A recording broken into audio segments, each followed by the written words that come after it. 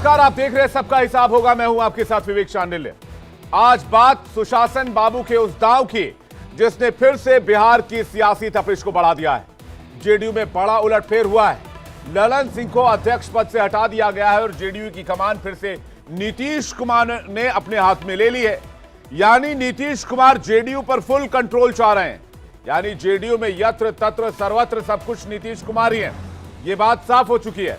माना जा रहा है कि नीतीश कुमार ने ललन सिंह को किनारे करके लालू प्रसाद यादव को भी इशारा दे दिया है कि नीतीश लालू की चाल को न सिर्फ समझ चुके हैं बल्कि उसकी काट भी निकाल चुके हैं।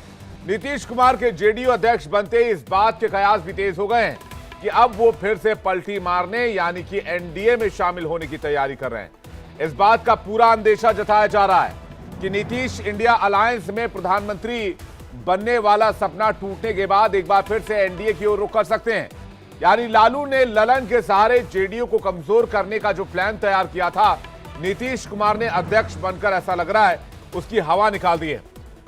बिहार की सियासत में नीतीश के फैसले के बाद कई बड़े सवाल खड़े हो रहे हैं। अब वो सवाल क्या है उस पर नजर डालते हैं जल्दी से। वो महत्वपूर्ण सवाल जल्दी से लेकर आइए। पहला सवाल, नीतीश फिर एनडीए में शामिल होने वाले तो नहीं है, क्योंकि कई बार नीतीश ऐसा कर चुके हैं। ललन सिंह को अध्यक्ष पद से हटाकर क्या यह संदेश लालू प्रसाद यादव को आरजेडी को देने की कोशिश की गई है? लोकसभा चुनाव से पहले क्या आरजेडी से सियासी तलाक तय है? यह भी एक बहुत बड़ा सवाल उठाया जा रहा है। और ये जो सवाल है, ये सवाल कई मायनों में बहुत अहम हो जाते हैं बिहार की सियासत को लेकर, 24 के चुनाव को लेकर और इंडिया गठबंधन को लेकर भी। एक रिपोर्ट देखते हैं, फिर आज की बड़ी डिबेट।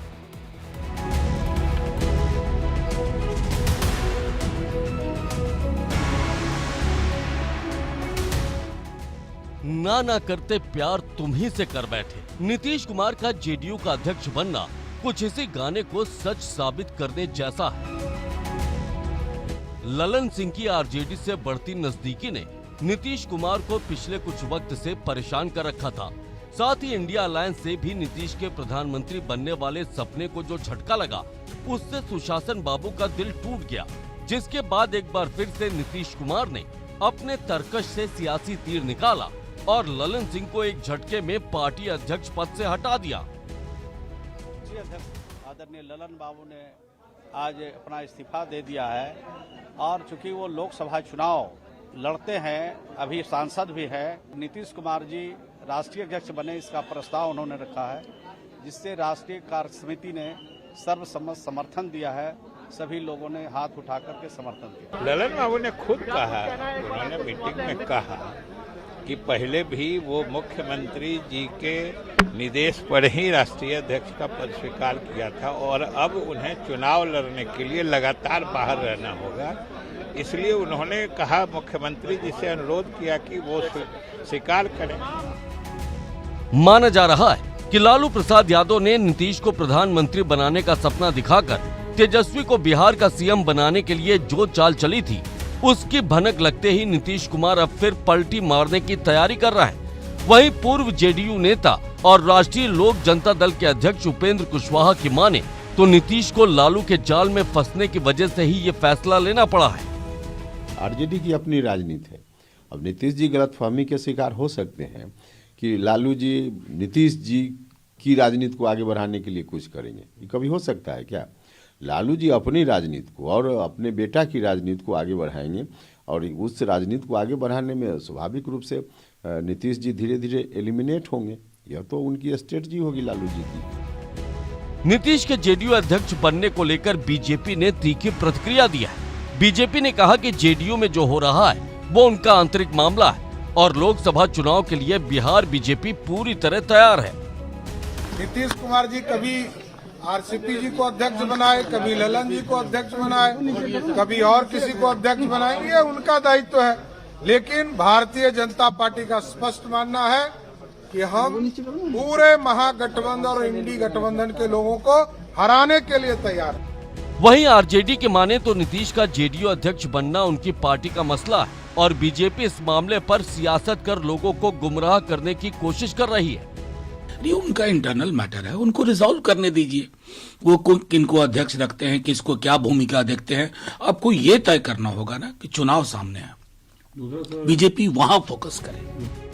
भले ही नीतीश के जेडीयू अध्यक्ष बनने को लेकर सियासी दलों की अपनी ढपली अपना राग हो, लेकिन इस बात की सुगबुगाहट तेज हो चुकी है कि नीतीश जल्द ही फिर पलटी मारने की तैयारी कर रहे हैं। यानी एक बार फिर से नीतीश एनडीए का हिस्सा बन सकते हैं। वहीं नीतीश ऐसा करते हैं तो इससे लोकसभा चुनाव में बीजेपी को ताकत मिलेगी, तो दूसरी ओर आरजेडी के लिए ये बड़ा झटका साबित होगा। सवाल है कि क्या वाकई नीतीश अब लालू प्रसाद यादव से बदला लेने का मन बना चुके हैं? सबका हिसाब होगा में आज इसी मुद्दे पर करेंगे बहस। अब सवाल यह है कि नीतीश कुमार के पास ऑप्शन क्या है। माना यह जा रहा है कि नीतीश अगर एनडीए में शामिल होते हैं तो बीजेपी के लिए फायदेमंद हो सकते हैं। ऐसा क्यों है, आपको ये समझाने की कोशिश करते हैं।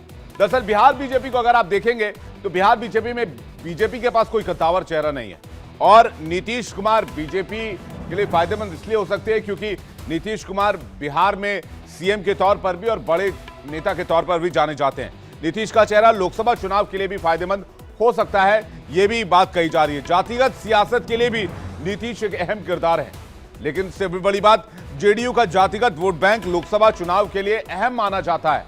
तो क्या नीतीश कुमार ये फैसला करेंगे? क्षेत्रवार सियासी समीकरण के लिए भी नीतीश कुमार काफी अहम किरदार अदा करते हैं। उत्तर बिहार और मिथिलांचल में एनडीए मजबूत है और नीतीश साथ आते हैं तो ये मजबूती और बढ़ेगी।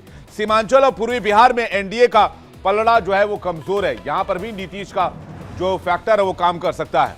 तो ये जो पॉइंट्स है वो अहम है, ये मुद्दे अहम है अगर वो रुख करते हैं। लेकिन सबसे बड़ी जो दिक्कत है वो ये है कि केंद्रीय गृह मंत्री अमित शाह ने बिहार में खुले मंच से ऐलान कर दिया था कि नीतीश कुमार के लिए एनडीए के रास्ते हमेशा के लिए बंद है। तो इस बयान को देखते हुए कयास लगाए जा रहे हैं कि नीतीश की वापसी बहुत मुश्किल है। नीतीश और एनडीए की राजनीति की लाइन लेंथ जो है वो एक जैसी ही है, ये भी कहा जाता है। तो ये आप कह सकते हैं कि एक बहुत इंपॉर्टेंट फैक्टर है अगर इस पूरे हम सिनारियो को देखें, सियासी दावपेच को देखें। वही माना यह भी जा रहा है कि नीतीश के एनडीए वापसी में कुछ वजहों से मुश्किल हो सकती है। अब आपको उन वजहों के बारे में जानकारी देते हैं। नीतीश कुमार को सीएम पद की कुर्बानी देनी होगी अगर वो एनडीए में जाना चाहते हैं, यह सबसे बड़ी शर्त हो सकती है। इसके अलावा बिहार में नीतीश बड़े भाई की भूमिका में नहीं रहेंगे, जो बात हमेशा एनडीए में रहकर कही जाती थी। नीतीश को केंद्रीय मंत्री बनाने की संभावना भी कम ही नजर आ रही है। फिर क्या भूमिका हो सकती है? नीतीश को राज्यपाल बनाया जा सकता है, यह एक बड़ी बात सामने सूत्रों के हवाले से खबर आ रही है कि अगर वो जाते तो यह ऑप्शन हो सकता है। जॉर्ज फर्नांडिस की तरह संयोजक बन सकते हैं एनडीए में जाकर, और यह भी एक रास्ता उनके लिए खुल सकता है। चिराग पासवान, उपेंद्र कुशवाहा, जीतन राम मांझी से अदावत है उनकी पुरानी, ये सब जानते हैं, और इसलिए भी एनडीए में उनकी राह मुश्किल बताई जा रही है। सियासी विरोधियों के साथ नीतीश को एडजस्ट करना होगा, और ये एडजस्टमेंट थोड़ी बहुत की नहीं होगी, ये एडजस्टमेंट बहुत बड़ी एडजस्टमेंट मानी जा रही है। सीट बंटवारे पर भी नीतीश की अब कोई मनमानी नहीं चल पाएगी। नीतीश कुमार को यहां भी कॉम्प्रोमाइज करना पड़ सकता है। तो ये विकल्प बचे हैं। बीजेपी अब अपनी शर्तों पर ही जेडीयू को सीट देगी, लेकिन इन सब के बीच अमित शाह का वो बयान भी है जिसमें उन्होंने साफ तौर पर कहा था कि नीतीश के लिए एनडीए के दरवाजे बंद हैं। तो क्या वापसी की कोई संभावना इसके बाद बचती है? इस पर भी बहुत बड़ा सवाल है। अब इस पर